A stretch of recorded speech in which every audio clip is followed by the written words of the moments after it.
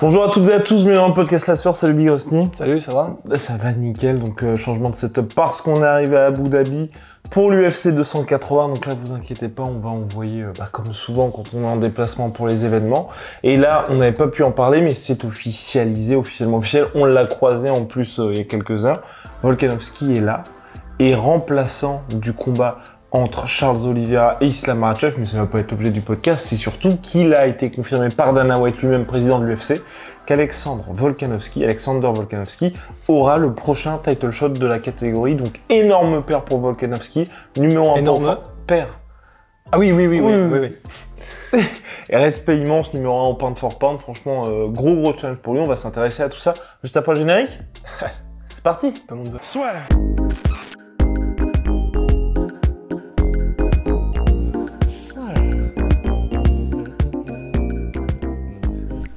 Entre dans l'octogone avec Unibet. Qui sera le vainqueur du combat? En combien de rounds? Fais tes paris sur l'app numéro 1 et profite de 150 € offerts sur ton premier pari. Qu'on pense de cette montée en lightweight, déjà, est-ce que c'est logique? Oui, en fait c'est logique parce que en termes de challenge, on peut comprendre et je pense que personne ne lui en voudra de maintenant vouloir entre guillemets chercher de nouveaux sommets à grimper. Et c'est vrai que en plus quand tu sais que la division d'au-dessus c'est celle qui fait presque le plus parler et au-delà même du fait que ce soit là l'événement de cette semaine, c'est une des divisions avec Charles Oliveira qui fait le plus kiffer en fait et uniquement presque par Charles Oliveira. Encore plus maintenant qu'il y a la rivalité avec Islam, l'héritier, etc. Mais Oliveira a tellement conquis tout le monde qu'à lui seul, même en ne parlant pas anglais, on le répète tout le temps, mais c'est fou, il arrive, là on regardait une interview tout à l'heure que tu me montrais, là, une espèce de truc de 10 secondes, où le reporter demande à Charles Oliveira, le pronostic, et Charles Oliveira il fait non, second round, donc en gros en portugais, premier round KO, et après il regarde la caméra, il fait ouais, c'est une évidence. Je vais le démonter en fait. Et il a une confiance qui est tellement kiffante et elle qui fait pas forcer. Ah non, ça fait absolument pas forcer et c'est tellement intéressant de voir qu'il a ça. C'est très, ça fait penser à McGregor, ça fait penser à Ngannou quand il était invaincu. Enfin, disons qu'il était sur sa série de KO avant Miocic. Ouais, voilà. Et c'est tellement stylé qu'il puisse acquérir cette confiance alors qu'il a déjà eu pas mal de défaites par le passé, mais c'est juste que là, c'est pas le même homme. Donc, on a une division lightweight qui est en plein boom, qui est là, c'est là où ça frémit, c'est là où tout se passe. Et donc, pour moi, ça me choque. Non seulement ça me choque pas que Volkanovski veuille monter, entre guillemets, pour moi, il a gagné ce droit, il a battu tout le monde, il a poinçonné les gars qu'il fallait poinçonner. Max Holloway, il a mis enfin le générique de fin sur leur rivalité. Maintenant, c'est clair. Donc, il va pas attendre pour moi les nouveaux de la nouvelle génération s'il a l'opportunité là maintenant de marquer l'histoire encore plus. Donc effectivement, comme tu l'as dit, énorme paire de Volkanovski qui est prêt à mettre son legacy, son palmarès en jeu en montant comme ça cash. Il prendrait, si jamais ça se passe mal, le combat à quelques jours, voire quelques heures. Ah, pour moi, je parle plus de la suite. Ouais, moi de la suite aussi. Déjà, là, c'est énorme. En fait, c'est ça, et je m'arrêterai là-dessus pour te laisser parler aussi. Mais c'est là le fait qu'il soit comme Max Holloway, en fait. Ça rappelle tellement Max Holloway qui était donc prêt à combattre Khabib. Il y avait même eu la conférence de presse lors d'un UFC, je ne sais plus lequel, où Max Holloway était pareil, était en mode, moi, il y a aucun problème, je veux juste affronter les meilleurs, donc je monte, quelques jours, pas de problème, je prends le combat contre Khabib, machin. Là, il fait pareil, Volkanovski, c'est ce que les fans kiffent le plus, c'est les gars qui sont même pas regardants sur on veut garder un palmarès parfait, non, ils s'en foutent, ils veulent juste, c'est vraiment des conquérants dans l'âme et ce qu'ils veulent c'est uniquement rencontrer les plus gros monstres qui sont vivants là sur cette planète Terre et se mesurer à eux. Franchement, mais Volky, c'est classe quoi. Non, c'est très très classe et moi ce que j'apprécie en plus là-dedans, on a parlé avec Manu, certes, il y a toujours le spectre de Conor McGregor où on se dit, ça ferait plus d'argent, mais Volkanovski, ce que j'aime bien, c'est que là, c'est une montée qui est logique puisqu'il a fait tout ce qu'il avait à faire en featherweight. Il a battu tous les contenders. Il a battu 3 fois Max Holloway officiellement, bien évidemment. Et là, maintenant, la suite logique, c'est les lightweight. Et en plus, ce qui est très bien pour lui, je trouve, c'est une suite logique et c'est, à mon sens, ce qui devrait lui permettre en cas de victoire, lors de son opération Champ, de gagner le cœur des fans. Parce que ça va être un Champ légitime. Ça va pas être le mec qui a été poussé. Là, clairement, je pense que l'UFC sont dans une situation où Et si on veut laisser une chance à la catégorie featherweight d'exister, il faut que le mec se barre pour quelque temps avant de revenir. C'est fou quand même. Ouais. Et puis lui, peu importe qui l'affronte, que ce soit Islam ou Charles Oliveira après l'UFC 280, il va affronter le champion légitime de la catégorie lightweight. Donc ça sera... S'il se passe pas de dinguerie, parce qu'on n'est pas à l'abri. Hein. On n'est pas à l'abri. S'il y a pas... bah après, s'il y a une dinguerie, c'est Volkanovski qui directement a le title shot là. On a vu des trucs tellement bizarres. Mais bref, normalement, en tout cas, il affronte quelqu'un qui est plus que légitime. Donc moi, franchement, je trouve que c'est top. Ça doit se faire en plus, c'est ça que j'apprécie aussi. Si on dit que là, il y a Islam contre Charles Oliveira, dans des conditions qui permettront à Volkanovski de bien préparer sa montée aussi. Parce que moi, je garde toujours en mémoire, et c'est ce qui me rend un peu triste, hein, le Max Holloway contre Dustin Poirier, où Max Holloway n'a eu que 5 semaines pour préparer sa montée, et il savait très bien qu'ensuite, il allait devoir à nouveau défendre sa ceinture featherweight. Donc c'était un petit peu compliqué pour lui. Là, on a quelqu'un, il sait qu'il va avoir le temps, il sait normalement contre qui va se préparer aussi, parce qu'il n'y aura pas de question de titre intérimaire. Donc non, franchement, je trouve que c'est top. Et en cas de victoire de Volkanovski, là par contre, tu auras une vraie question.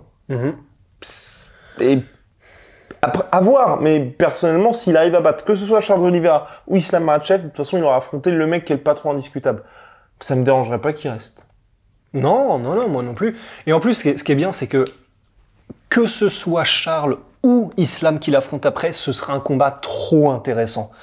Au niveau style, bon, c'est des styles qui sont opposés, mais voir la perfection technique, bon, on ne peut pas atteindre la perfection, mais vous voyez ce qu'on veut dire, voir l'espèce de quasi-perfection technique de Volkanovski contre soit Charles Oliveira, soit Islam Makhachev, si jamais le combat là de samedi à l'UFC 280 est décisif pour l'un ou pour l'autre, ce sera mais tellement intéressant comme équation. Ce sera, est-ce que le mec parfait qui monte de la catégorie d'en dessous, et en plus on rappelle, hein, Volkanovski, oui, il monte de featherweight moins de 66 pour aller donc chez les moins de 71 en lightweight, mais on rappelle que dans sa carrière de rugbyman, il était à, je crois, 93 kilos, un truc comme ça, donc c'est un tank. S'il veut devenir un tank, c'est un tank. Et il a déjà combattu en welterweight aussi. Oui, voilà, donc c'est pas un problème. Le poids, je pense pas, ne sera un problème. Je pense ne sera pas un problème. Donc effectivement, quoi qu'il se passe, c'est vraiment, c'est un petit pain au chocolat, quoi. C'est, quoi qu'il arrive, on va être bien, et ça fait plaisir, et merci à Volkanovski, quoi. Et voilà. Mais après, moi, je pense que sportivement, le plus dur pour lui, ce sera Islam Makhachev. S'il y a un choc entre les deux. En vrai, je sais pas. Damn. Parce que il a une lutte, et après, bon, on pourrait me rétorquer immédiatement, tu te souviens, en fait, Brian Ortega, il a failli le décapiter. Bon, ok. Mais c'est Brian Ortega. Je n'ai plus exactement en tête la manière dont le scramble s'est passé, dont l'enchaînement de mouvements au sol s'est passé pour qu'il se retrouve en guillotine. Mais bah, il s'est pris un knockdown. C'était ça. Oui, c'était ça. C'est le knockdown et directement Ortega qui suit. Là. Ok, parce que justement, j'étais en train d'essayer de fouiller un peu dans mes tiroirs là, de me dire, attends, comment est-ce que du coup Ortega avait réussi à mettre au sol Volkanovski? Parce que mettre au sol Volkanovski, c'est un chantier, faut s'y mettre à 5 heures. Hein. Enfin, il est tellement déjà, ne serait-ce que physiquement, il a un centre de gravité qui est plus bas, il l'aura encore plus en lightweight parce que c'est quelqu'un qui n'est pas grand pour la catégorie, même en featherweight et en lightweight du coup encore moins. C'est un tank et il est ultra explosif et dynamique, donc déjà il a des attributs physiques qui font que c'est pas facile de le gérer. Ajoutez à ça un superbe timing, une compréhension du MMA, des transitions qui est juste magistrale. Ça fait un gars qui est un enfer, non seulement à amener au sol, à réussir à faire un game plan pour soit le mettre contre la cage, ou même ne serait-ce que le coincer, ou ne serait-ce que dicter où va le combat contre Volkanovski, c'est un enfer. Donc pour moi, un mec comme Islam, dont on sait qu'il est un peu moins bon quand même debout, et on sait où il veut aller, pour Volkanovski, ça pourrait pas être une aubaine, faut pas déconner, parce que ce serait un cauchemar aussi pour lui. Moi, c'est plus le côté physique, en fait, qui m'inquiéterait. Ah ouais, qu'il y a un vrai gros différentiel? Exactement. Et c'est pour ça que je me dis, ça peut être, je pense que Islam Makhachev, par rapport aux adversaires, Oliveira, par rapport aux adversaires qu'il a eu par le passé, je pense que, à mon avis, je pense qu'il pourrait maintenir le combat debout et ne jamais s'aventurer dans des situations un petit peu compliquées. Volkanovski. Ah oui, Volkanovski, ouais. Contre Islam Makhachev, ça va être un combat où Islam Makhachev va faire du Islam Makhachev. Et ma question, c'est, est-ce que Volkanovski, et de toute façon, on va même le voir avec Charles Oliveira, est-ce que eux, ils peuvent justement contrer le grappling d'Islam Makhachev qui lui permet de dicter là où il veut emmener le combat? Et en gros, que ce soit Charles Oliveira ou si Islam passe l'étape Charles Oliveira, Alex Volkanovski, de toute façon, le mec qui arrivera à battre Islam Makhachev, c'est le gars qui arrivera à lui dire tu ne m'emmènes pas là où tu as envie de m'emmener. Et pour l'instant, on a vu personne, enfin, sauf quand il s'est pris son KO, à part ça, on a vu personne réussir cette prouesse-là. C'est passionnant. Ah là là. Passionnant, non mais ouais, c'est trop cool en vrai. Puis là, le fait d'être là, de voir toute la team Super Saiyan là, parce que du coup, Charles Oliveira, il est venu en gang. Et il y a tout le gang des mecs teints en blond, c'est trop stylé. Il y a D'ailleurs, n'hésitez pas à rejoindre Rust dans son pari. En cas de victoire de Charles de Bronx, on aura un Rust blond. Ouais. N'hésitez pas à participer dans l'espace commentaire aussi. Bah grave, envoyez vos stories, hein. Faut qu'on soit tous ensemble dans cette épreuve. Mais ouais, non, franchement, ça fait plaisir. En plus, tout à l'heure, on est allé manger avec Volkan. Avec Volkan et la team. Et on a vu en passant, mais c'était tellement stylé. Comme dans les films, on arrive comme ça, on passe dans le couloir et on regarde à travers la vitre. Il y avait des mecs qui s'entraînaient, en fait, qui faisaient une espèce de mini sparring à la touche en bas. Et en gros, on commence à faire putain, mais on reconnaît le style là un peu. Et c'était Petrian, donc il était, je crois, peut-être 22h, 21h30. Et il était en train de répéter les mouvements. Il était là avec la team à côté de la piscine, dehors. Enfin, là, il y a vraiment une effervescence et on est arrivé depuis 2 heures, quoi. Exceptionnel ce qui va se passer. Non, c'est trop cool, c'est trop cool. On a terminé en tout cas Big Rusty. Shout out à My Sweet Protein. Wow, moins 33% sur tout My Protein avec le code la sueur. See ya.